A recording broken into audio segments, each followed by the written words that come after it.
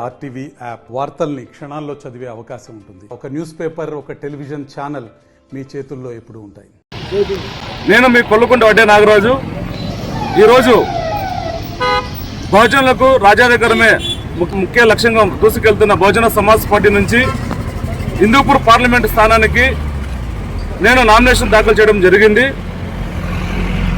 ఇందుకు సహకరించిన బహుజన సమాజ్ పార్టీ నాయకులకు మరియు హిందూపూర్ పార్లమెంట్ ప్రజానీకానికి ప్రతి ఒక్కరికి పేరు పేరున హృదయపూర్వక నమస్కారం తెలియజేసుకుంటున్నా. ప్రజలారా ఒక్కసారి ఆలోచించేయండి. ఎందుకంటే గడిచిన 40 సంవత్సరాలను చూస్తున్నాం. హిందూపూర్ పార్లమెంటు డెవలప్మెంట్ అయిందంటే అది శూన్యం. ఎందుకు చెప్తున్నానంటే దాదాపు ప్రతిరోజు 5,000 నుంచి 10,000 మంది ఉద్యోగం కోసం పక్కనే ఉన్నటువంటి బెంగళూరు కావచ్చు మరియు హైదరాబాద్ కావచ్చు ఇలా వలసలు వెళ్తున్నారు. అదేవిధంగా మెడికల్ విషయంలో చూసుకుంటే హిందూపూర్ పార్లమెంట్లో ఏదైనా ఎమర్జెన్సీ వస్తే 24/7 అనేది ఎక్కడ కనబడడం లేదు.